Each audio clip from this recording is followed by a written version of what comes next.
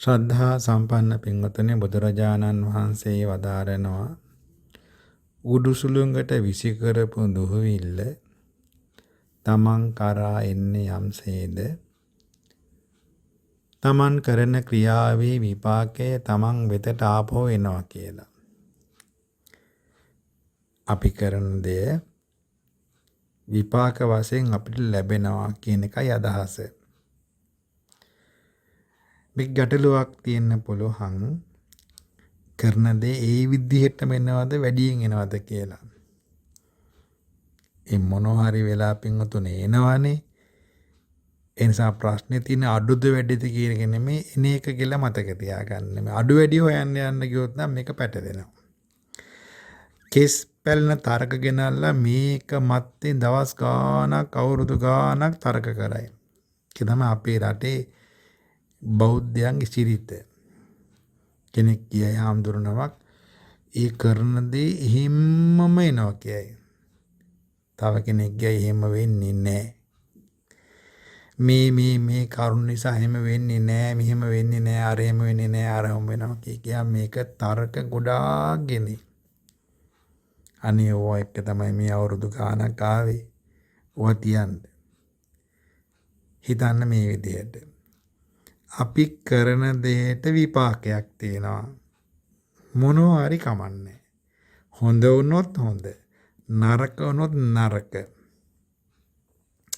විපාකේ තරම පිළිබඳව පින්වතුනි කලබල වෙන්න එපා.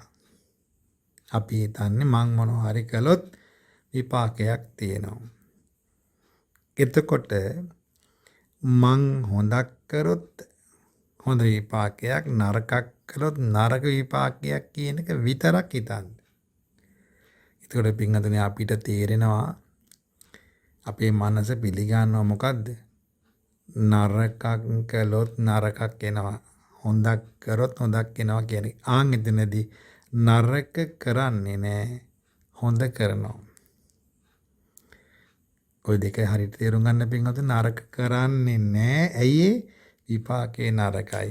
හොඳ කරන අය විපාකේ හොඳයි. හරි? ඕකේ ඇතුලේ ප්‍රශ්න ගොඩාක් එයි. අපි කියන්නේ පින්කම් කියලා කියන්නේ හොඳ දේවල් නේ. ඒක පින්කමක් කරපුවාම විපාකයක් තියෙනවා. හරි?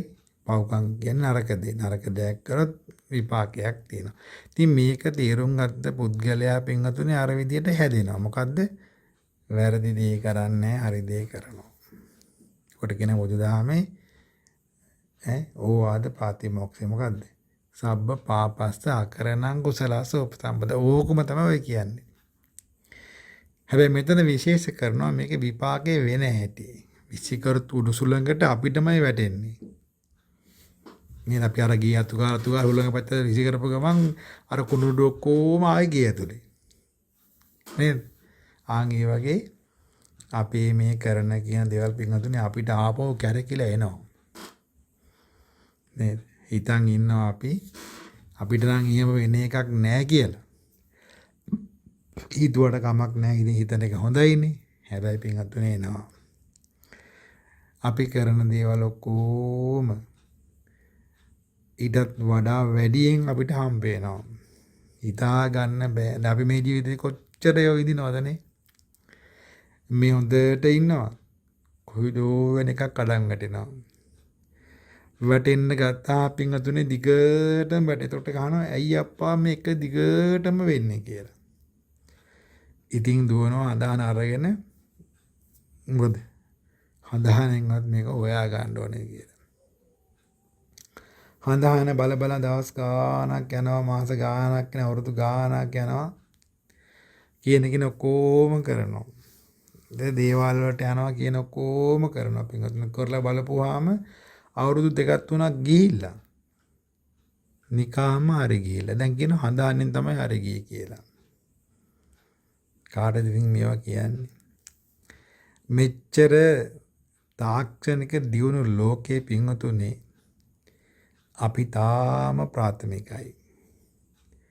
ඉතින් අපේ රටවල් හැමදාම කියන්න වෙන්නේ සංවර්ධනයේ වෙමින් පවතින රටක් හැටියට තමයි.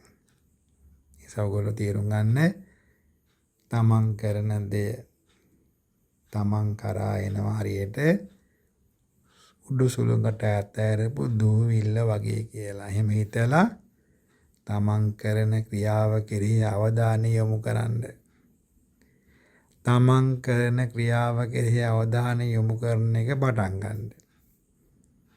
අපි ඉදිරියට බලමුකෝ තව කරුණු මේකේ ගොනු වෙනවා ටික ටික. ඒතර මේ වගේ වටිනාකමක් අපිට තේරෙයි.